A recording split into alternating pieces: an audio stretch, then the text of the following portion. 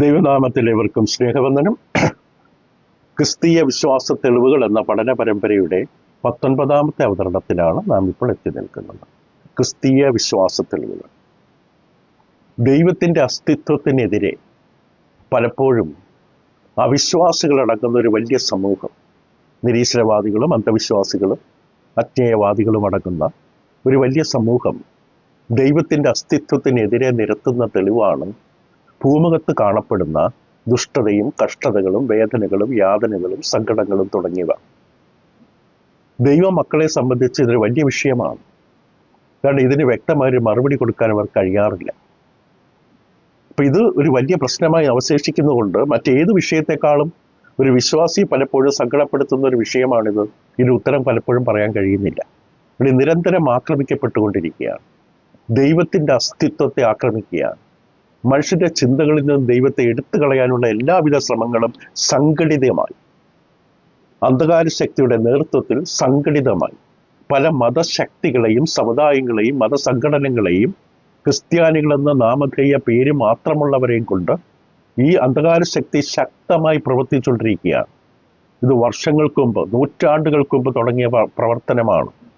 ദൈവത്തിൻ്റെ അസ്തിത്വത്തിനെതിരെ ചോദ്യം ചെയ്യൽ. ദൈവമുണ്ട് എങ്കിൽ, ദൈവം നല്ലവനാണെങ്കിൽ, ദൈവം ശക്തനാണെങ്കിൽ ഇത് എന്തുകൊണ്ട് സംഭവിക്കുന്നു? എന്തുകൊണ്ട് ദൈവം നീക്കം ചെയ്തില്ല? എന്തുകൊണ്ട് ദൈവം ഇങ്ങനെ അനുവദിച്ചു? വ്യക്തിപരമായി, സമൂഹമായും രാജ്യത്തിലും ഇതെങ്ങനെയുള്ള തിന്മകൾ എന്തുകൊണ്ട് നടമാടുന്നു എന്ന ചോദ്യങ്ങൾ പലപ്പോഴും ഉണ്ടാകാറുണ്ട്. നിരീശ്വരവാദികളുടെ കയ്യിൽ വളരെയധികം മൂർച്ചയോട് ഉപയോഗിച്ചുകൊണ്ടിരിക്കുന്ന ഒരു ആയുധമാണ്. നാം കൂടാതെ തിരുവചനത്തിലൂടെ നമ്മൾ കണ്ടു.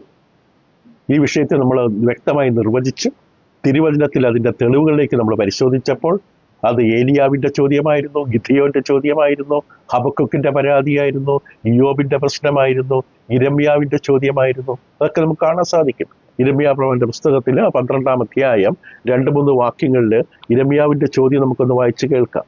ഇരമ്യാവ് 12, 2-3 വാക്യങ്ങൾ. ഇരമ്യാവ് ഇതേ അവസ്ഥ നേരിടുകയുണ്ടായി. ഇരമ്യാവിന്റെ ചോദ്യം ഇതായിരുന്നു.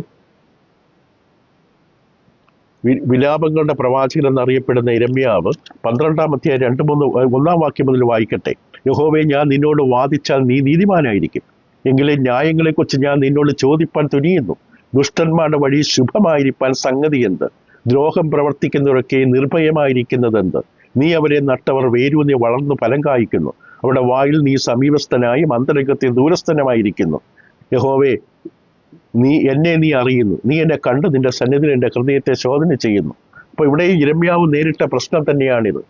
അപ്പം ഇതിങ്ങനെയുള്ള ചോദ്യം പലപ്പോഴും ദൈവദാസന്മാരായ ഭക്തന്മാരുടെ ഭാഗത്തു നിന്നുണ്ടായിട്ടുള്ളതായിട്ട് നമ്മൾ കണ്ടു. ഇതിന് നമ്മുടെ പ്രാഥമികമായി ചില കാര്യങ്ങൾ പരിഗണിക്കേണ്ടതുണ്ട്. ഇപ്പം ഈ ഒരു വിഷയത്തെ, ഈ ദുഷ്ടതയും സങ്കടങ്ങളും അടങ്ങുന്ന വിഷയം എന്തുകൊണ്ടാണ് ഭൂമിയിൽ നടമാടുന്നത്, സംഭവിക്കുന്ന ചോദ്യത്തിന് ഉത്തരം നൽകുവാൻ പ്രാഥമികമായി നാം ചില അടിസ്ഥാന കാര്യങ്ങൾ തിരിച്ചറിയണം. നിരീശ്വരവാദികളോട് സംസാരിക്കുമ്പോൾ, അവരുടെ ചോദ്യത്തിന് മറുപടി പറയുമ്പോൾ, അവർ ദൈവത്തിൻ്റെ അസ്തിത്വത്തിനെതിരായിട്ട് ദുഷ്ടതയും യുദ്ധങ്ങളും കെടുതികളും ചൂണ്ടിക്കാണിച്ച് ദൈവത്തിൻ്റെ അസ്തിത്വത്തെ ചോദ്യം ചെയ്ത് സംസാരിക്കുമ്പോൾ തിരിച്ച് അവരോട് ചോദിക്കേണ്ട ചില വിഷയങ്ങളുണ്ട്. ഒന്നാമത് നന്മയുടെ സാന്നിധ്യം. നന്മയുടെ സാന്നിധ്യം. അപ്പോൾ അവിശ്വാസികളായിട്ടുള്ള ഇവർ ദൈവത്തിനെതിരെ സംസാരിക്കുമ്പോൾ അവരോട് നാം വ്യക്തമായി ശക്തമായി ഉന്നയിക്കേണ്ട ചോദ്യമാണ്, ദൈവമില്ല എങ്കിൽ അഥവാ എല്ലാം പദാർത്ഥത്തിൽ നിന്ന് ഉരുവായതാണെങ്കിൽ, മണ്ണിൽ നിന്നും ചെളിയിൽ നിന്നുമാണ് പൊട്ടിത്തെറിച്ചാണ് എല്ലാം ഉണ്ടായതെങ്കിൽ, ഈ പ്രപഞ്ചത്തിൽ കാണുന്ന നന്മയുടെ ഉറവിടം എവിടെ നിന്ന്? നമ്മുടെ ചുറ്റും കാണുന്ന, നമ്മുടെ കുടുംബത്തിൽ, നമ്മുടെ സമൂഹത്തിലും കാണുന്ന നന്മകൾ പലതുണ്ട്. ആ നന്മകളുടെ ഉറവിടം എവിടെ നിന്ന്? സ്നേഹം, ദയ, പരോപകാരം തുടങ്ങിയ അനേകം നന്മകൾ നമുക്ക് ചുറ്റും കാണാം. അത് എവിടെ നിന്ന് സംഭവിച്ചു? ഇത് മണ്ണിൽ നിന്നുണ്ടായതാണോ? രണ്ടാമതൊരു കാര്യം നമ്മൾ തിരിച്ചറിയണം, നമ്മുടെ അറിവിൻ്റെ പരിമിതികൾ. നമ്മുടെ അറിവ് പരിമിതമാണ്. നമുക്കറിയില്ല. ജോസഫിൻ്റെ സംഭവം നമ്മൾ കണ്ടു. ജോസഫിനെ അറിയില്ലായിരുന്നു. എന്തുകൊണ്ടാണ് തൻ്റെ ജീവിതത്തിൽ ഇങ്ങനെയുള്ള കാര്യങ്ങൾ സംഭവിച്ചത്? താൻ എന്തുകൊണ്ടാണ് പൊട്ടക്കിണറ്റിൽ ഇടപെട്ടത്? ദൈവത്തിന് വേണ്ടി വാദിച്ചത് കൊണ്ടല്ലേ? ദൈവത്തിൻ്റെ ജീവിതത്തിൽ പ്രവർത്തിക്കുന്ന തിരിച്ചറിഞ്ഞ ജോസഫ് അതിൻ്റെ കുടുംബത്തോട് പറഞ്ഞു. തൻ്റെ സഹോദരങ്ങൾക്ക് അസൂയുണ്ടായി. അവരെ പിടിച്ച് പൊട്ടക്കിണറ്റിലിട്ടു. കൊല്ലാൻ വരെ അവർ ശ്രമിച്ചു. പോത്തിഫറിന്റെ വീട്ടിലെത്തി. അവിടെയും തന്നെ അപമാനിക്കപ്പെട്ടു. കാരാഗൃഹത്തിലെത്തി. അവിടെയും തന്നെ മറന്നു കളഞ്ഞു. പിന്നീട് കൊട്ടാരത്തിലേക്ക് ദൈവനെ കൊണ്ടുവന്നു. ദൈവം ഇടപെടുകയായിരുന്നു എന്ന് ജോസഫിന് മനസ്സിലായില്ല. അവസാനമാണ് മനസ്സിലായത്. അവസാനം ദൈവം മനസ്സിലാക്കി കൊടുത്തു. നമ്മുടെ ജീവിതത്തിലും എന്താണ് കാര്യങ്ങൾ സംഭവിക്കുന്നതെന്ന് വ്യക്തമായി നമുക്കറിവില്ല. അവസാനം വരെ പിടിച്ചു നിൽക്കേണ്ടത് അതുകൊണ്ടാണ്. അവസാനത്തോളം വിശ്വസ്തരായി നിൽക്കുമ്പോഴായിരിക്കും നമ്മൾ അറിയുന്നത് കടന്നുപോയ വേദനകളും സങ്കടങ്ങളും ദുഃഖങ്ങളും ദുരന്തങ്ങളും കഷ്ടപ്പാടുകളും അപമാനങ്ങളും എല്ലാം എന്തിനായിരുന്നുവെന്ന്. ഇപ്പോൾ നമ്മുടെ അറിവുകൾ പരിമിതമാണ്. ഒരു കാര്യം നമ്മൾ വ്യക്തമായി പറഞ്ഞു ഒന്നുകൂടെ ആവർത്തിക്കാൻ ആഗ്രഹിക്കുന്നു. ക്രിസ്ത്യാനിത്വം ഒരിക്കലും നമ്മുടെ ജീവിതത്തിന്റെ വേദനകൾ എടുത്തു കളയുന്നില്ല. നമ്മുടെ ജീവിതത്തിൽ നേരിടേണ്ടി വരുന്ന മുള്ളുകൾ ദൈവം ഒരിക്കലും പറിച്ചു മാറ്റിക്കളയുന്നില്ല. പകരം അതിൻ്റെ മേൽ വിജയം തരും. വേദനകളുടെ മേൽ വിജയം തരുന്നവനാണ് നമ്മുടെ ദൈവം. ക്രിസ്ത്യാനിത്വം ഒരിക്കലും കഷ്ടതകളും വേദനകളും സങ്കടങ്ങളും ജീവിതത്തിൽ നിന്ന് എടുത്തു മാറ്റില്ല. അത് അതിജീവിക്കാനുള്ള ശക്തി തരും. അതാണ് ക്രിസ്തീയ മാർഗം നൽകുന്ന അനുഗ്രഹം. മാത്രമല്ല നാം മനസ്സിലാക്കേണ്ട മറ്റൊരു കാര്യം, എന്താണ് നന്മ എന്ന് നിർണയിക്കുന്നതിൽ നമ്മൾ പരാജയപ്പെടാറുണ്ട്. മനുഷ്യന്റെ അഭിപ്രായത്തിൽ നന്മ എന്ന് പറഞ്ഞാൽ സുഖമാണ്, സന്തോഷമാണ്, ആനന്ദമാണ്, ആഹ്ലാദമാണെങ്കിൽ നന്മ, അല്പ വേദനയുണ്ടെങ്കിൽ തിന്മ. ഇതാണ് നമ്മുടെ നിർവചനം. അത് തെറ്റാണ്.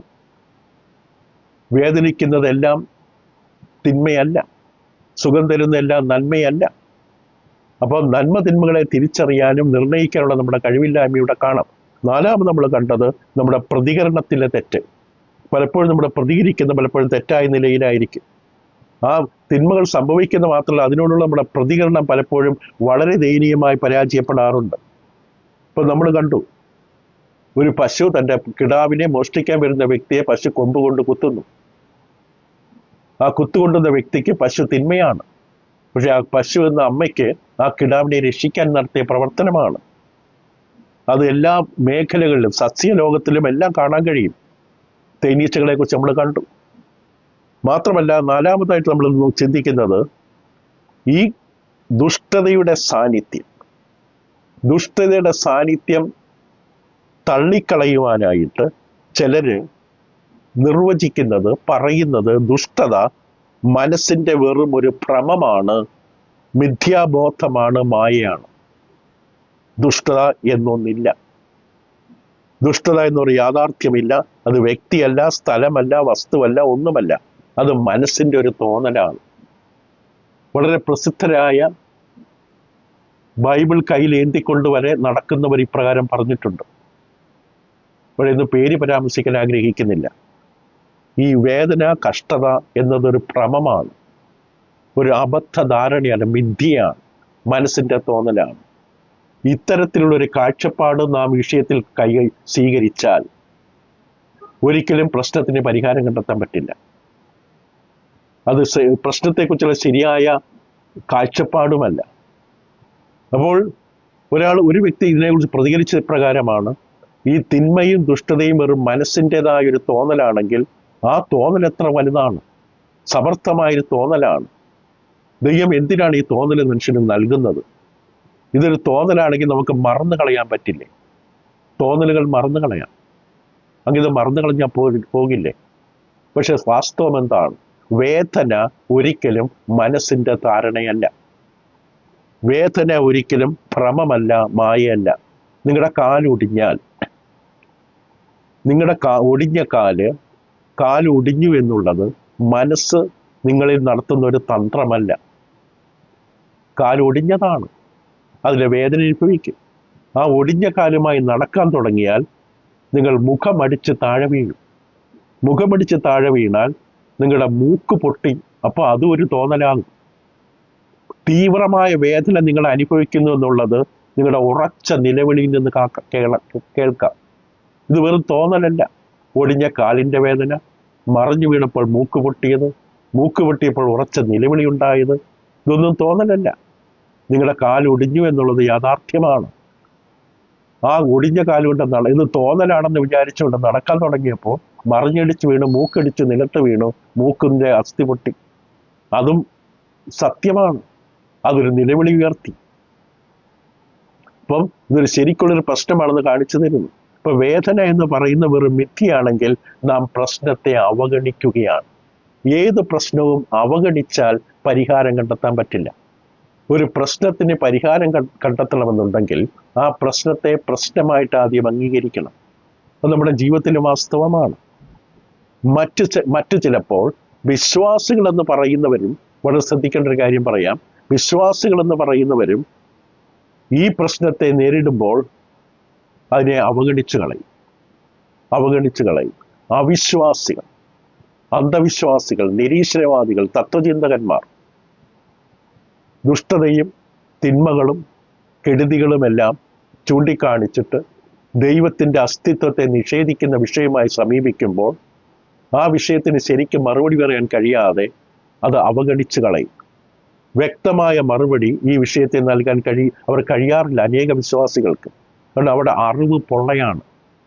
ദൈവവചനപ്രകാരമുള്ള പരിജ്ഞാനം പ്രാപിക്കാത്തത് കൊണ്ട്, ഇങ്ങനെയുള്ള വിമർശനങ്ങൾക്കെതിരെ ഉത്തരം പറയാൻ കഴിയാത്തത് കൊണ്ട്, നമ്മളിലുള്ള പ്രത്യാശയെക്കുറിച്ച് ചോദ്യം ചെയ്യുന്ന ഏവനോടും ഭയഭക്തിയോടുകൂടി ഉത്തരം പറയാനുള്ള കഴിവില്ലാത്തത് കൊണ്ട് നാം അതിൽ ഓടിക്കളയും. നമ്മൾ പറയും ദൈവം നോക്കിക്കൊള്ളും എന്ന് പറഞ്ഞ് സമാധാനിക്കും. ദൈവം തീർച്ചയായിട്ടും ദൈവം കാര്യങ്ങൾ നോക്കും, അതിൽ യാതൊരു സംശയമില്ല. പക്ഷേ ദൈവം നമ്മളെ ശൂന്യതയുടെ അന്ധതയിൽ വിട്ടിട്ടില്ല, അജ്ഞതയുടെ ശൂന്യതയിൽ നമ്മളെ കൈവിട്ടിട്ടില്ല. കൃത്യമായ മറുപടി പറയാനുള്ള ജ്ഞാനം ദൈവം നമുക്ക് തന്നിട്ടുണ്ട്. ദൈവത്തിൻ്റെ അസ്തിത്വത്തിനെതിരെ മറുപടി പറയാൻ ആവശ്യമായ ജ്ഞാനം ദൈവം നമുക്ക് നന്നായി വ്യക്തമായി തന്നിട്ടുണ്ട്. ഈ അന്ധവിശ്വാസികളുടെയും നിരീശ്വരവാദികളുടെയും ഈ ദുരുപദേഷ്ടക്കന്മാരുടെയും തത്വചിന്തകന്മാരുടെ ആക്രമണത്തിന്, ദയയില്ലാത്തവരുടെ ആക്രമണത്തിന് നമ്മെ ദൈവം വിട്ടുകൊടുത്തിട്ടില്ല. അത് നമ്മുടെ ഭാഗത്തെ വീഴ്ചയാണ്. മനുഷ്യരെ നാം ഒരുങ്ങാത്തതും പഠിക്കാത്തതും അറിയാത്തതും കൊണ്ടാണ് അവർ ആക്രമിക്കുന്നത്. നമ്മുടെ ഭാഗത്തിന് കൃത്യമായ അറിവുണ്ടായിരിക്കണം, വ്യക്തമായ ഉത്തരവാദിത്വം ദൈവം തന്നിട്ടുണ്ട്. ശ്രദ്ധിക്കുക, ഈ ദൈവമക്കളായിരിക്കുന്ന മനുഷ്യരെ സംബന്ധിച്ച്, നമ്മെ സംബന്ധിച്ച് ഇങ്ങനെയുള്ള വിശ്വാസത്തിനെതിരെയുള്ള ഈ ചോദ്യം ചെയ്യലിന്, ദൈവത്തിൻ്റെ അസ്തിത്വത്തിനെതിരെയുള്ള വിമർശനങ്ങൾക്ക് വ്യക്തമായ മറുപടി ദൈവം നമുക്ക് തന്ന് നമ്മെ ബലപ്പെടുത്തിയിട്ടുണ്ട്. പക്ഷെ നമ്മൾ സ്വീകരിക്കുന്നില്ല, നമ്മൾ തയ്യാറാകുന്നില്ല, പഠിക്കുന്നില്ല, ശ്രമിക്കുന്നില്ല. പരിജ്ഞാനമില്ലാത്തത് കൊണ്ടാണ് മനുഷ്യർ നശിക്കുന്നത്. അത് വിശ്വാസികളോട് പറഞ്ഞ വാക്യമാണ്, ദൈവജനത്തോട് പറഞ്ഞ വാക്യമാണ്. യഹൂദന്മാരുടെ ക്രിസ്തു പറഞ്ഞു, തിരുവെഴുത്തുകളെയും ദൈവശക്തിയെ അറിയാത്തത് കൊണ്ടാണ് തെറ്റിപ്പോകുന്നത്. ദൈവം നൽകി തന്ന വചനത്തിൽ പരിജ്ഞാനം നേടി ബലപ്പെടണം. എങ്കിലേ ഈ ചോദ്യങ്ങൾക്ക് നമ്മുടെ ഉള്ളിൽ തന്നെ ഒരു വിശ്വാസം ഉണ്ടാവുകയുള്ളൂ, നിശ്ചയവും ബലവും ഉണ്ടാവുകയുള്ളൂ. മറ്റുള്ളവരോട് പറഞ്ഞാൽ അവർ കേൾക്കണമെന്നില്ല, വിശ്വസിക്കണമെന്നില്ല. ഇവിടെ ഹൃദയം അത്രയും വഞ്ചന നിറഞ്ഞതാണെങ്കിൽ, ദുഷ്ടത നിറഞ്ഞതാണെങ്കിൽ, നാം എന്തെല്ലാം ന്യായങ്ങൾ പറഞ്ഞാലും അവരത് അംഗീകരിക്കണമെന്നില്ല. പക്ഷെ നമുക്ക് ബലമുണ്ടാകും. അപ്പം ഈ ഉത്തരങ്ങൾ അറിയാത്തൊരു ക്രിസ്ത്യാനി അവൻ്റെ ഉത്തരവാദിത്വത്തിൽ നിന്ന് ഓടിയൊളിക്കുകയാണ്. ദൈവത്തിൻ്റെ അസ്തിത്വത്തിനെതിരെ ചോദ്യം ചെയ്യുന്ന നിരീശ്വരവാദിയുടെ, ദൈവനിഷേധിയുടെ, ചാർവികന്റെ, നാസ്തികന്റെ ചോദ്യങ്ങൾക്ക് ഉത്തരം പറയാൻ കഴിയാതെ, ദൈവത്തിൻ്റെ അസ്തിത്വത്തെ പ്രതിരോധിക്കാൻ കഴിയാത്തൊരു ക്രിസ്ത്യാനി തൻ്റെ ഉത്തരവാദിത്വത്തിൽ നിന്ന് ഓടിയൊളിക്കുകയാണ്. വാസ്തവത്തിൽ ഒരു ക്രിസ്ത്യാനി തന്നെയാണെന്ന് പറയാൻ പറ്റുമോ? ദൈവത്തിനുവേണ്ടി വാദിക്കേണ്ടവനല്ലേ ദൈവ ബൈബിൾ? ദൈവത്തിന് വേണ്ടി പ്രതിരോധം തീർക്കേണ്ടവനല്ലേ? വിശുദ്ധന്മാർക്ക് ഒരിക്കലായ ഫലമേൽപ്പിക്കേണ്ട വിശ്വാസം, അതിനുവേണ്ടി പ്രതിരോധിക്കണമെന്ന് ബൈബിളിൽ പറയുന്നത് പോലെ ദൈവത്തെ പ്രതിരോധിക്കണ്ടേ നാം? ദൈവത്തിനെതിരെ അപമാനം ഉയർത്തുമ്പോൾ, ദൈവമില്ലെന്ന് പറഞ്ഞ് ജനങ്ങൾ കളിയാക്കുമ്പോൾ, ഓരോ ചാനലുകളിലും ഫേസ്ബുക്കിലും മറ്റും ദൈവമില്ലെന്ന് പറഞ്ഞ് ഘോരം ദൈവമില്ലെന്ന് പറഞ്ഞുകൊണ്ട് വാദിക്കുമ്പോൾ നമ്മുടെ ഉള്ളിലെങ്കിലും നമുക്ക് നിശ്ചയം വേണ്ടേ? അതൊന്ന് കാണുകയോ കേൾക്കുകയോ ചെയ്യാൻ ഒരു വിശ്വാസി തയ്യാറാകരുത്. ഉറപ്പില്ലാത്തൊരു വിശ്വാസി, നിശ്ചയമുള്ള വ്യക്തിക്ക് ഇത് കേൾക്കുമ്പോൾ സങ്കടം തോന്നും അവരെക്കുറിച്ച്, ഇത്ര അന്ധവിശ്വാസികളായി തീർന്ന ജനത്തെക്കുറിച്ച്. അപ്പോൾ ദൈവമക്കളെ സംബന്ധിച്ച് ഒരു വലിയ ഉത്തരവാദിത്തമാണ് അവിടെ വിശ്വാസത്തെ പ്രതിരോധിക്കണം, വിശ്വാസം കാത്തു സൂക്ഷിക്കണം. ചുരുക്കം പേരെ ഉണ്ടാവുകയുള്ളൂ. ക്രിസ്തു പറഞ്ഞു, മനുഷ്യപുത്രൻ വരുമ്പോൾ വളരെ കുറച്ച് പേരെ കാണുകയുള്ളൂ വിശ്വാസത്തിൽ. പക്ഷെ ആ വിശ്വാസി അവരുടെ വിശ്വാസം പ്രതിരോധിക്കണം. ക്രിസ്തുവിൻ്റെ ശിഷ്യന്മാരെ സംബന്ധിച്ച് അവരുടെ ഉത്തരവാദിത്തമാണ് നാം വിശ്വസിക്കുന്നതിൽ നാം ഉറച്ചു നിൽക്കണം. നാം വിശ്വസിക്കുന്നത് സത്യമാണെന്ന് ബോധ്യപ്പെട്ട് പൂർണ്ണ നിശ്ചയത്തോടെ അതിൽ ഉറച്ചു നിൽക്കണം. ആ ഉത്തരവാദിത്വമുണ്ട് നമുക്ക്. നമ്മുടെ ഉത്തരവാദിത്വം നമ്മൾ സ്വീകരിച്ചാൽ മാത്രമേ അവിശ്വാസികൾക്ക് അനുഗ്രഹമാവുകയുള്ളൂ, അവർക്കത് പറഞ്ഞു കൊടുക്കാൻ പറ്റുകയുള്ളൂ. ഇനി പ്രശ്നത്തിൻ്റെ പരിഹാരത്തിലേക്ക് നമുക്ക് നോക്കാം. ഒരു വിഷയം മാത്രം ഇന്ന് ചിന്തിക്കാം. അപ്പോൾ ഈ തിന്മകളും വേദനകളും കഷ്ടതകളും അത് നമ്മൾ മനസ്സിലാക്കുന്നതിന് മുമ്പ് അതിൻ്റെ പ്രകൃതി മനസ്സിലാക്കണം. തിന്മകളുടെ പ്രകൃതി എന്താണ്, ദുഷ്ടതയുടെ പ്രകൃതി എന്താണ്. അങ്ങനെ മനസ്സിലാക്കിയാൽ മാത്രമേ ഈ വൈരുദ്ധ്യം എന്ന് പറഞ്ഞാൽ ദൈവത്തിൻ്റെ അസ്തിത്വവും നല്ലവനും ശക്തനുമായ ദൈവവും ഇതിനെതിരെ ചൂണ്ടിക്കാട്ടുന്ന ദൈവനിഷേധത്തിൻ്റെ വാക്കുകൾ, ഇതിനെതിരെ മറുപടി പറയണമെങ്കിൽ നമുക്ക് ആദ്യം തിന്മയുടെ പ്രകൃതി മനസ്സിലാക്കണം. ആദ്യം നമ്മൾ അതിലൂടെ ചിന്തിക്കേണ്ടത് പ്രകൃതി നിയമങ്ങളുടെ ആവശ്യകത. ഭൂമുഖത്ത് കാണുന്ന അനവധി കഷ്ടതകളും വേദനകളും ഭൂമിയിൽ സംഭവിച്ചിരിക്കുന്ന പല കെടുതികളുടെ ഫലമായിട്ടായിരിക്കും. ചുഴലിക്കാറ്റ്, കൊടുങ്കാറ്റ്, ജലപ്രളയം, സുനാമി തുടങ്ങി ഭൂമികളൊക്കെ തുടങ്ങി പലവിധമായ പ്രകൃതി ക്ഷോഭങ്ങളുടെ അനന്തരഫലമായിട്ടാണ് ഭൂമുഖത്ത് ഏറ്റവും അധികം ആൾക്കാർ കൊടിയ വേദനകളും സങ്കടങ്ങളും ദുരന്തങ്ങളും അനുഭവിക്കുന്നത്. ദൈവം ലോകത്തെ സൃഷ്ടിച്ചപ്പോൾ ലോകത്തിൽ പ്രകൃതി നിയമങ്ങൾ വെച്ചിരുന്നു. ലോകത്തിൽ ഭൗതിക പ്രകൃതി നിയമങ്ങൾ വെച്ചിരുന്നു. ഈ നിയമങ്ങളിലൂടെയാണ് ദൈവം തൻ്റെ ഭൂമിയെ, സൃഷ്ടിയെ നിയന്ത്രിക്കുന്നത്. അങ്ങനെയാണ് ദൈവഭൂമിയെ സൃഷ്ടിച്ചത്. ഈ മഹാപ്രപഞ്ചത്തെ ദൈവം സൃഷ്ടിച്ചപ്പോൾ അത് പ്രകൃതി നിയമങ്ങളുടെ വ്യവസ്ഥയിലൂടെയാണ് അത് മുന്നോട്ട് സഞ്ചരിക്കേണ്ടത്. അവർ ദൈവ നിയമം ഭൂമിയിൽ വെച്ച് എല്ലാ കാര്യം ദൈവം നേരിട്ട് ഇടപെടുന്നില്ല. ദൈവം അവരുടെ നിയമങ്ങൾ വെച്ചു. ഈ നിയമത്തിലൂടെയാണ് ദൈവം ഭൂമിയെ നിയന്ത്രിക്കുന്നത്. പ്രകൃതി നിയമങ്ങളുണ്ട്. എല്ലാം പ്രവർത്തിക്കുന്നത് ആ നിയമത്തിൻ്റെ വഴിയിലൂടെയാണ്. നിയമങ്ങളില്ലെങ്കിൽ ജീവിതം അസാധ്യമാണ്. വാഹനം ഓടിക്കുന്ന റോഡിലേക്ക് നോക്കിയാൽ മതി. നിയമങ്ങളില്ലെങ്കിൽ ജീവിതം അസാധ്യമാണ്. ജീവിതം ഒരിക്കലും സാധിക്കില്ല, കൂട്ടിയിടിച്ച് തകരും. അപ്പൊ നിയമവ്യവസ്ഥ ആവശ്യമാണ്. ആകസ്മികമായിട്ടാണ് എല്ലാവരും ജീവിക്കുന്നതെങ്കിൽ ആശയക്കുഴപ്പമുണ്ടാകും. ഓരോരുത്തർക്കും അവർക്ക് തോന്നിയ പോലെയാണ് ചെയ്യുന്നതെങ്കിൽ അവിടെ ആശയക്കുഴപ്പമുണ്ടാകും. ഉൽപ്പത്തി പുസ്തകത്തിന്റെ 8-ാം അധ്യായം 22-ാമത്തെ വാക്യം കേൾക്കുക. നമ്മൾ ചിന്തിക്കുന്നത് ദൈവം സൃഷ്ടിച്ച ഭൂമിയെ കൃത്യമായി ക്രമീകരിച്ച് നടത്തുവാൻ ദൈവം ഭൂമിയിൽ നിയമങ്ങൾ വെച്ചു. ഉൽപ്പത്തി 8:22, ആദ്യ പുസ്തകമായ ഉൽപ്പത്തിയുടെ 8-ാം അധ്യായം 22-ാം വാക്യം. ഭൂമിയുള്ള കാലത്തോളം വിതയും കൊയ്ത്തും ശീതവും ഉഷ്ണവും വേനലും വർഷവും രാവും പകലും നിന്നു പോവുകയില്ല. എത്ര മനോഹരമായിട്ട് ദൈവം ഭൂമിയെ ക്രമീകരിച്ചത്. ഭൂമിയുള്ള കാലത്തോളം ഭൂമി നിലനിൽക്കേണ്ടത് ഈ നിയമസംഹിതയിലൂടെയാണ്. ഇപ്പൊ ദൈവം എല്ലാം ക്രമത്തിൽ ഭൂമിയിൽ വെച്ചിരിക്കുകയാണ്. ക്രമം ആവശ്യമാണ്. ക്രമമില്ല, അക്രമമാണ് നടക്കുന്നെങ്കിൽ, ക്രമരാഹിത്യമാണ് നടക്കുന്നുണ്ടെങ്കിൽ ജീവിതം അസാധ്യമാണ്. ഒരു ക്രമത്തിലേ എല്ലാം സംഭവിക്കുകയുള്ളൂ. അപ്പോൾ നിയമമില്ലാതെ ക്രമമുണ്ടാകില്ല. ഒരു ക്രമമുണ്ടാകണമെങ്കിൽ അവിടെ ഒരു നിയമമുണ്ടാകണം. ഇപ്പൊ പ്രകൃതി നിയമങ്ങൾ ആവശ്യമാണ് ഈ ക്രമം നിലനിർത്താൻ. ഒരു ക്രമത്തിലല്ലാതെ ഇപ്പൊ രാവിലെ എഴുന്നേൽക്കുമ്പോൾ സൂര്യൻ ഉദിച്ച്, സൂര്യനല്ല എഴുന്നേൽക്കുന്നത്, ഭൂമിയാണ് തിരിയുന്നത്. ഇപ്പൊ ഒരു ക്രമത്തിലാണ് എല്ലാ കാര്യങ്ങളും. ഒരു ക്രമം വെച്ചിരിക്കുന്നു. ആ ക്രമം അതൊരു നിയമത്തിൽ അടിസ്ഥാനപ്പെട്ടതാണ്. അപ്പൊ ഇത് ചില ചോദ്യങ്ങൾക്ക് ഉത്തരം വ്യക്തമായി നൽകുകയാണ്. അപ്പം ഈ പ്രകൃതിയുടെ ചട്ടപ്പടി നടപ്പെന്ന് നമുക്ക് വേണമെങ്കിൽ വിളിക്കാതിനെ, അല്ലെങ്കിൽ വ്യവസ്ഥ, അത് വളരെ പ്രധാനമാണ്. ഒരു പ്രകൃതിയിൽ വ്യക്തമായൊരു ചട്ടമുണ്ട്, ഒരു നിയമവ്യവസ്ഥയുണ്ട്. അത് നമ്മൾ തിരിച്ചറിയുക തന്നെ വേണം. നമ്മുടെ ജീവിതം ഭൂമിയിൽ അനുഗ്രഹിക്കപ്പെടുവാൻ അതിൻ്റെ ഐക്യതയും സ്ഥിരതയും, ഈ നിയമത്തിൻ്റെ സ്ഥിരത വളരെ പ്രധാനമാണ്. അത് ലംഘിക്കപ്പെട്ടാൽ അതിൻ്റെ ഭവിഷ്യത്തുണ്ടാകും. ഗലാത്യർക്കെതിരെ ലേഖനം 6-ാം അധ്യായത്തിന്റെ 7-ാം വാക്യത്തിൽ അപ്പോസ്തലനായ പൗലോസ് ഒരു കാര്യം വ്യക്തമായി പറഞ്ഞു. അതിന് ഭൗതികമായ ഭവിഷ്യത്തുമുണ്ട്, ആത്മീകമായ പ്രാധാന്യമുണ്ട്. ഗലാത്യ ലേഖനം 6-ാം അധ്യായത്തിന്റെ 7-ാം വാക്യത്തിൽ പൗലോസ് അപ്പോസ്തലൻ പറഞ്ഞത്, ദൈവത്തെ പരിഹസിച്ചുകൂടാ, മനുഷ്യൻ വിതയ്ക്കുന്നത് തന്നെ കൊയ്യും.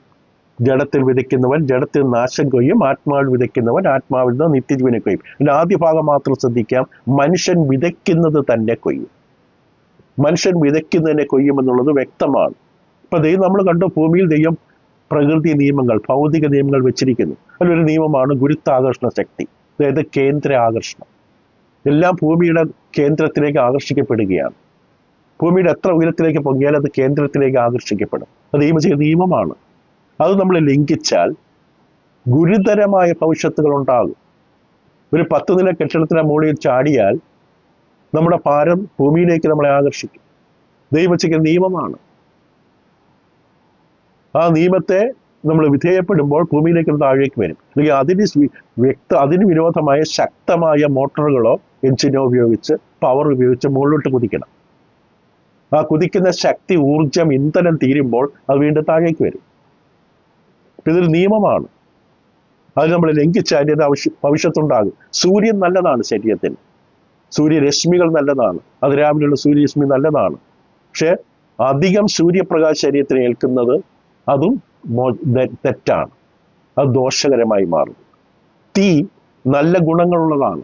ജീവൻ നിലനിർത്താനും തണുപ്പത്ത് ചൂട് പിടിക്കാനും ഒക്കെ അഗ്നി വളരെ പ്രയോജനമാണ്. പക്ഷേ അഗ്നിയുടെ ചില സ്വഭാവങ്ങൾ ലംഘിച്ചു കഴിഞ്ഞാൽ അത് നമ്മളെ ദഹിപ്പിച്ചു കളയും. വെള്ളം നമ്മുടെ ജീവിതത്തിന് സംതൃപ്തി തരുന്നതാണ്, നിലനിർത്തുന്നതാണ്. അതേ വെള്ളത്തിന് ശ്വാസം മുട്ടിച്ച് ജീവൻ എടുക്കാനും കഴിവുണ്ട്. അപ്പോൾ നിർണയിക്കപ്പെട്ട ക്രമം അത് ശരിയായ തരത്തിൽ നമ്മൾ അനുഭവിക്കണം. കാരണം അതിൽ തന്നെ ചില അവസ്ഥകളുമുണ്ട്. അതിൻ്റെ നിയമം ലംഘിച്ച ആ നിയമത്തെ നമ്മൾ തള്ളിക്കളഞ്ഞാൽ അതേ നിയമം നമുക്ക് ഗുരുതരമായ ഭവിഷ്യത്ത് കൊണ്ടുവരും. അപ്പൊ ഈ പ്രകൃതിയിൽ ദൈവം വെച്ചിരിക്കുന്ന നിയമങ്ങൾ നാം വ്യക്തമായിട്ട് മനസ്സിലാക്കണം. അത് ലംഘിക്കപ്പെടുമ്പോൾ മനുഷ്യകുലത്തിൻ്റെ മേൽ അനേക ഭവിഷ്യത്തുകൾ വന്നു ഭവിക്കും. വർഷങ്ങളായി വനം വെട്ടി നശിപ്പിക്കുക, മണൽ വാരുക തുടങ്ങിയതായ പ്രകൃതി വിരുദ്ധമായ മറ്റു കാര്യങ്ങൾ ചെയ്യുമ്പോൾ അതിൻ്റെ ഭവിഷ്യത്ത് ആ ദേശം അനുഭവിക്കേണ്ടി വരും. യാതൊരു സംശയമില്ല. അപ്പോൾ നിയമത്താൽ നിയന്ത്രിക്കപ്പെടുന്ന, നിയമവ്യവസ്ഥയാൽ, അതായത് ചട്ടപ്പടി നടപ്പ് പ്രകാരം നിയന്ത്രിക്കപ്പെടുന്നൊരു ഭൂമിയിൽ നിയമരഹിതമായി ജീവിച്ചാൽ, നിയമത്തെ അവഗണിച്ചുകൊണ്ട് ജീവിച്ചാൽ അത് വെല്ലുവിളിയാണ്. മനുഷ്യന്റെ വാസത്തിന് എതിരെയുള്ള വെല്ലുവിളിയാണ്. അവൻ്റെ ആവാസ വ്യവസ്ഥയ്ക്കെതിരെയുള്ള വെല്ലുവിളിയാണ്. അതുകൊണ്ട് അനേക സങ്കടങ്ങളും കഷ്ടങ്ങളും ഭൂമിയിൽ ഒരു പക്ഷേ ഇന്ന് സംഭവിക്കേണ്ട ഒരു കാരണം ഈ തരത്തിലുള്ള പ്രകൃതി നിയമങ്ങളെ ലംഘിച്ചതിൻ്റെ ഫലത്തിലാണ്.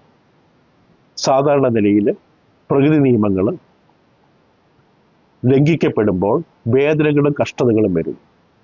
വളരെ സങ്കടകരമായ അവസ്ഥയാണ് ഇന്നും ഭൂമികത്ത് ചുഴലിക്കാറ്റും കൊടുങ്കാറ്റും ഭൂമികുലുക്കവും അഗ്നിപർവ്വതം പൊട്ടിത്തെറിക്കുന്നതുമൊക്കെ ഭൂമിയിൽ സംഭവിക്കുന്നു എന്നുള്ളത് തികച്ചും സങ്കടകരമായ അവസ്ഥയാണ്, ദാരുണമാണ്, മഹാവിപത്താണ്, യാതൊരു സംശയവുമില്ല. പക്ഷേ ഇവ നമ്മൾ നോക്കിക്കാണുന്ന വിധം, അത് നമ്മൾ നോക്കുമ്പോൾ ഇങ്ങനെയുള്ള സംഭവങ്ങൾ എപ്രകാരമുള്ള അല്ലെങ്കിൽ സങ്കടങ്ങളും വേദനകളും ദുഃഖങ്ങളും ദുരന്തങ്ങളുമാണ് മനുഷ്യനിലേക്ക് കൊണ്ടുവരുന്നത് ചിന്തിക്കണം. ഇസ്രായേലിന്റെ ചരിത്രം നമ്മൾ പഠിക്കുമ്പോൾ കാണാൻ കഴിയുന്നൊരു കാര്യമുണ്ട്. ഇങ്ങനെയുള്ള സംഭവങ്ങൾ ദൈവം അനുവദിച്ച്, ദൈവമല്ല അത് വരുത്തുന്നത്, ദൈവത്തിന് അറിയാം. അത് എന്തിനായിരുന്നു? ദൈവമക്കളെന്ന് അറിയപ്പെടുന്നവർ, ഇന്ന് വിളിക്കപ്പെട്ടവർ ദൈവത്തെ മറക്കുകയും ദൈവത്തെ രാജാവായി സ്വീകരിക്കാൻ തയ്യാറല്ലാതിരിക്കുകയും ചെയ്തപ്പോൾ ദൈവം ഇങ്ങനെയുള്ള പലതും നമ്മുടെ അനുവദിച്ചു. ഇങ്ങനെയുള്ള കൊടുങ്കാറ്റ്, ചുഴലിക്കാറ്റുകൾ തുടങ്ങിയ പല സംഭവങ്ങൾ ദൈവം നമ്മുടെ അനുവദിച്ചതായിട്ട് കാണാം. അവരെ ഉണർത്തുകയാണ്. നമ്മൾ കിടക്കുന്ന കട്ടിലിൽ നമ്മൾ കണ്ണടച്ചിങ്ങനെ കിടന്നുറങ്ങുകയാണ്. ഒരു പക്ഷേ നമ്മൾ ഉറങ്ങുകയല്ല, ഉറക്കം നടിക്കുകയാണ്. ദൈവം നമ്മളെ കട്ടിൽ പിടിച്ചൊന്ന് കുലുക്കുക എന്ന് വിചാരിക്കും. കട്ടിൽ പിടിച്ചൊന്ന് കുലുക്കുന്നത് പോലെ ദൈവം പറഞ്ഞു, ഞാനിവിടെയുണ്ട്. നീ ജീവിക്കുന്നത് ഞാൻ സൃഷ്ടിച്ച ഭൂമിയിലാണ്.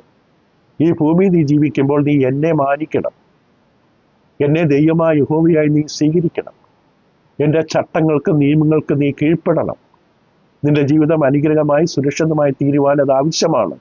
അത് നാം ലംഘിച്ച് ദൈവത്തെ തള്ളിക്കളഞ്ഞ് ദൈവത്തെ ജീവിതത്തിൻ്റെ കേന്ദ്രസ്ഥാനത്ത് നിർത്താതെ നമ്മൾ ഓടുമ്പോൾ ദൈവം നമ്മളായിരിക്കുന്ന വ്യവസ്ഥയൊന്ന് പിടിച്ചു കൊടുക്കും. ദൈവത്തിലേക്ക് നമ്മളെ ഉണർത്തുകയാണ്. ലൂക്കോസിന്റെ സുവിശേഷം 13-ാം അധ്യായത്തിന്റെ വാക്യം വായിക്കാം. ലൂക്കോസ് 13 അതിൻ്റെ 1, 2, 3 വാക്യങ്ങൾ വായിക്കുമ്പോൾ കർത്താവ് യേശുക്രിസ്തു മറുപടി പറയും. ആ സമയത്ത് തന്നെ അവിടെ ഉണ്ടായിരുന്ന ചിലർ പീലാത്തോസ് ചില ഗലീലക്കാരുടെ ചോര അവിടെ യാഗങ്ങളോട് കലർത്തിയ വർത്തമാനം അവനോട് അറിയിച്ചു. അതിനവൻ ഉത്തരം പറഞ്ഞത്, ആ ഗലീലക്കാർ ഇത് അനുഭവിക്കാൻ എല്ലാ ഗലീലക്കാരിലും പാപികളായിരുന്നു എന്ന് തോന്നുമോ? അപ്പൊ എല്ലാവരെക്കാളും ദുഷ്ടരും പാപികളുമായതുകൊണ്ടാണോ ആ ഗലീലക്കാർ മരിച്ചുപോയത്? ക്രിസ്തു പറയുന്ന മറുപടി ശ്രദ്ധിക്കുക, അല്ലല്ല. മാനസാന്തരപ്പെടാഞ്ഞാൽ നിങ്ങൾ എല്ലാവരും അങ്ങനെ തന്നെ നശിച്ചു പോകും എന്ന് ഞാൻ നിങ്ങളോട് പറയുന്നു. 4-ാം വാക്യം, അല്ല, സീലോഹോമിലെ ഗോപുരം വീണ് മരിച്ചുപോയ 18 പേർ യെരുശലേമിൽ പാർക്കുന്ന സകല മനുഷ്യരിലും കുറ്റക്കാരായിരുന്നു എന്ന് തോന്നുമോ? കർത്താവിനെ പറഞ്ഞു, അല്ലല്ല, മാനസാന്തരപ്പെടാഞ്ഞാൽ നിങ്ങൾ എല്ലാവരും അങ്ങനെ തന്നെ മരിച്ചു പോകും. ഈ മരിച്ചുപോയവരെല്ലാം പാപികളാണ്, കുറ്റക്കാരാണെന്നല്ല. ഇതൊരു സൂചനയാണ്, ഇതൊരു മുന്നറിയിപ്പാണ്. 18 പേര് ഒരു ഗോപുരം മറിഞ്ഞുകൊണ്ട് മരിച്ചു. ഇതൊരു സൂചനയാണ്. മനുഷ്യൻ മാനസാന്തരപ്പെടാനാണ് ദൈവം ആഗ്രഹിക്കുന്നത്. ഓരോ മനുഷ്യനും ദൈവത്തെ തള്ളിക്കളഞ്ഞു ഓടുന്ന ജീവിതം, ദൈവത്തിലേക്ക് അവർ തിരിച്ചു വരണം. ദൈവത്തെ ജീവിതത്തിന്റെ ഹൃദയത്തിന്റെ കേന്ദ്രസ്ഥാനത്ത് പ്രതിഷ്ഠിക്കണം. അതാണ് നമ്മുടെ യഥാർത്ഥത്തിലെ ഗുരുത്വാകർഷണം. നമ്മുടെ ഗുരുവായ കർത്താവിലേക്ക് നമ്മൾ ആകർഷിക്കപ്പെടണം. അതാണ് യഥാർത്ഥത്തിലുള്ള ജീവിതം. അതിന് തയ്യാറാകാതെ വെട്ടിപ്പിടിക്കാൻ ഓട്ടമോടുന്ന മനുഷ്യൻ ചിലപ്പോൾ അവർ നിക്ഷേപിച്ചതെല്ലാം ഒരു രാത്രി കൊണ്ട് ഇല്ലാതാകും. അപ്പൊ ഇത് വളരെ പ്രധാനപ്പെട്ട ഒരു കാര്യമാണ്. ഇവിടെ ദൈവമില്ല എന്ന് തെളിയിക്കുന്നതല്ല കഷ്ടതകളും സങ്കടങ്ങളും. ഇവിടെ അതെങ്ങനെ നോക്കിക്കാണുന്നത് വളരെ പ്രധാനമാണ്. അപ്പൊ ഇങ്ങനെയുള്ള ധാരണ സംഭവങ്ങള്, മഹാവിപത്തുകള് ഇസ്രായേലിന് നടുവിൽ സംഭവിച്ചില്ലായിരുന്നുവെങ്കിൽ അവർക്ക് ഒരിക്കലും ഈ തിരിച്ചറിവുണ്ടാകില്ല. ദൈവം ആഗ്രഹിക്കുന്ന അവർ എന്നെ തിരിച്ചറിയണം. അവർക്ക് പട്ടിണി വരുത്തി, കഷ്ടത വരുത്തി, ഉപദ്രവം വരുത്തി, എല്ലാം വരുത്തി. മിസ്രൈമിൽ ദേശത്ത് വെച്ച് ആ ബാധ വരുത്തിയതുപോലെ യഹോവ തന്നെ വെളിപ്പെടുത്തുകയായിരുന്നു. സങ്കീർത്തനം പറയുന്നത് യഹോവ ജലപ്രളയത്തിന് മീതെയിരിക്കുന്നവനാണ്. തന്നെ മറക്കുന്ന ജലത്തെ ദൈവം ആ വിധത്തിൽ സന്ദർശിക്കും. അത് വളരെ വ്യക്തമായി തിരുവചനം പഠിപ്പിക്കുന്ന സത്യമാണ്. ഇന്ന് നമുക്ക് ആ വിധത്തിൽ തന്നെ കാണാൻ സാധിക്കും. മാത്രമല്ല, ചിലർ മനഃപൂർവ്വമായി പ്രകൃതി നിയമങ്ങളെ ലംഘിക്കും. നേരത്തെ പറഞ്ഞ 10 നില കെട്ടിടത്തിന് മുകളിൽ എടുത്തു ചാടിയാൽ വേറെ യന്ത്ര സംവിധാനങ്ങളൊന്നും ഇല്ലെങ്കിൽ താഴേക്ക് വന്ന് തലയിടിച്ച് തന്നെ മരിക്കും. ഇപ്പൊ പ്രകൃതി നിയമങ്ങളെ മനഃപൂർവ്വമായി ലംഘിച്ചാൽ അതിന്റെ ഭവിഷ്യത്ത് നേരിടേണ്ടി വരും. കാറ്റ് വിതച്ച് കൊടുങ്കാറ്റ് കൊയ്യുന്ന അവസ്ഥ വരും. കാറ്റ് വിതച്ച് കൊടുങ്കാറ്റ് കൊയ്യുക സദൃശവാക്യത്തിലെ വാക്യമാണ്. അനേക വേദനകളും കഷ്ടതകളും ഭൂമിയിൽ കാണുന്നതിന്റെ ഒരു കാരണം യുദ്ധങ്ങളും യുദ്ധക്കെടുതികളും നിമിത്തം. യുദ്ധങ്ങളുടെ അനന്തരഫലമായി അനേകം ആയിരക്കണക്കിന് ജീവിതങ്ങളാണ് താറുമാറാകുന്നത്. ചിലരുടെ സ്വാർത്ഥ താല്പര്യങ്ങൾ കൊണ്ടായിരിക്കാം ആ യുദ്ധങ്ങൾ നടക്കുന്നത്. സ്വാർത്ഥമായ താല്പര്യങ്ങൾ. വ്യക്തികളുടെ പേരിൽ നടന്ന എത്രയോ യുദ്ധങ്ങളുണ്ട് ചരിത്രത്തിൽ, അസൂയയും വൈരാഗ്യവും നിമിത്തം. അപ്പോൾ ഈ സ്വാർത്ഥ താല്പര്യങ്ങളിൽ ദുഷ്ടചിന്തകളാൽ സംഭവിക്കുന്ന യുദ്ധങ്ങൾ, അത് വരുത്തുന്ന വിനാശങ്ങൾ, ദൈവം ഇതെല്ലാം അറിയുന്നു. ദൈവം ഇതൊക്കെ അനുവദിക്കുന്നതും നമ്മൾ നേരത്തെ പറഞ്ഞതുപോലെ ഈ ഭൂമിയല്ല നമ്മുടെ വാസസ്ഥലം. മറ്റൊരു സ്ഥലം നമുക്കായി ഉണ്ട് എന്ന് ഓർമ്മപ്പെടുത്തുകയാണ്. ഭൂമിയാണ് എല്ലാം എന്ന് വിചാരിക്കുന്ന മനുഷ്യനും ഒരു യുദ്ധക്കെടുതിയിൽ യുദ്ധം പെട്ടെന്ന് ആസന്നമാകുമ്പോൾ അവരെല്ലാം വിട്ടിട്ട് മക്കളെയും കുഞ്ഞുങ്ങളെയും മാത്രം കയ്യിലെടുത്തുകൊണ്ട് ഓടുന്ന അവസ്ഥ നമുക്ക് ചിത്രങ്ങളിലൂടെ നിരന്തരം കണ്ടുകൊണ്ടിരിക്കുന്നതാണ്. ഇതുവരെ സമ്പാദിച്ചതെല്ലാം, ആർഭാടം നിറഞ്ഞ ജീവിത സാഹചര്യം, പടുത്തുയർത്തിയ കൂറ്റൻ മണിമാളിക, ഇതെല്ലാം വിട്ടുകളഞ്ഞ് കുഞ്ഞുങ്ങളെ മാറോടണച്ച്, ചിലപ്പോൾ 1-2 കുഞ്ഞുങ്ങളെ ഒരു കുഞ്ഞ് നഷ്ടപ്പെട്ടെന്നും വരാം, ജീവനോട് അവശേഷിക്കുന്നവരെ മാറോടണച്ച് ഓടുന്ന ചിത്രം എത്ര അതിവേദന നിറഞ്ഞ ചിത്രമാണ്. ഇവിടെ ഇതേ നമ്മെ ഓർമ്മിപ്പിക്കുന്നത് ഈ ഭൂമിയിൽ ഒന്നും സ്വസ്ഥമല്ല, ഒന്നും ശാശ്വതമല്ല. സ്വർഗത്തിലൊരു ഭവനമുണ്ട്. അവിടെയാണ് നമ്മുടെ നാട്, അവിടെയാണ് നമ്മുടെ ദേശം. അവിടേക്ക് കണ്ണുറപ്പിക്കുക. അങ്ങനെ ജീവിക്കുന്നവർ ഭൂമിയിൽ ജീവൻ നഷ്ടപ്പെട്ടാലും അവർ സ്വർഗത്തിലേക്ക് കൈമാറ്റപ്പെടും. ഭൂമിയാണ് എല്ലാം എന്ന് വിചാരിച്ച് ജീവിക്കുന്ന മനുഷ്യൻ ഇവിടെ എല്ലാം അവസാനിക്കും. പിന്നെ നിത്യമായ നരകം മാത്രമേ ഉള്ളൂ. ഇതെല്ലാം നമ്മൾ ചിന്തിക്കുമ്പോൾ ഈ ഭൂമി നമ്മെ ഒരുക്കുന്ന സ്ഥലമാണ്. അതെപ്പോഴും മറക്കരുത്. നമ്മൾ നേരത്തെ പറഞ്ഞ വളരെ പ്രധാനപ്പെട്ട ഒരു ചിന്തയുണ്ട്. ക്രിസ്ത്യാനിത്തം പഠിപ്പിക്കുന്നത് വേദനകളും സങ്കടങ്ങളും ദുഃഖങ്ങളും ദുരന്തങ്ങളും ജീവിതത്തിൽ നിന്ന് എടുത്തു കളയാനല്ല. ജഡത്തിൽ ശൂന്യമുണ്ടാകും, പക്ഷെ അത് അതിജീവിക്കാനുള്ള ശക്തി ദൈവം തരും. പരിജ്ഞാനത്താൽ അതിനെ അതിജീവിക്കാൻ ക്രിസ്ത്യാനിത്വത്തിന് ഏറ്റവും വലിയ നന്മ അതാണ്, ഏറ്റവും വലിയ അനുഗ്രഹമാണ്.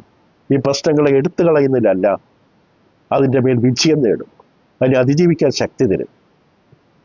യോബിനോട് പറഞ്ഞ പോലെ ഞാൻ പറയില്ല, കാരണം നീ എന്നിൽ വിശ്വസിക്കുക, ആശ്രയിക്കും. എന്നെ നിന്റെ ഹൃദയത്തിൽ ദൈവമായി കുടിയിരുത്തും. നീ ഇതിനെ അതിജീവിക്കും. പൊന്നുപോലെ നീ പുറത്തു വരും. ഈ ഒരു തിരിച്ചറിവൊക്കെ ഉണ്ടായിരിക്കട്ടെ. നാളെ നമ്മൾ സ്വതന്ത്രമായി തീരുമാനമെടുക്കാനുള്ള കഴിവ് എന്ന വിഷയത്തെക്കുറിച്ച് ഈ വിഷയത്തിൻ്റെ അടുത്ത പടിയായിട്ട് നമ്മൾ കാണുന്നതാണ്. പ്രശ്ന പരിഹാരമാണ് നമ്മൾ ഇപ്പോൾ ചിന്തിച്ചുകൊണ്ടിരിക്കുന്നത്. ആദ്യം പ്രകൃതി നിയമങ്ങളുടെ ആവശ്യകത, അതാണ് നമ്മൾ ഇന്ന് ചിന്തിച്ചത്. പ്രകൃതി നിയമങ്ങൾ, ഈ പ്രകൃതി ദൈവത്തിൻ്റെതാണ്, ഭൂമി ദൈവത്തിൻ്റെതാണ്. ഭൂമി അതിൻ്റെ പൂർണ്ണതയും ഭൂതലവും അതിൻ്റെ നിവാസികളും ദൈവത്തിൻ്റെതാണ്.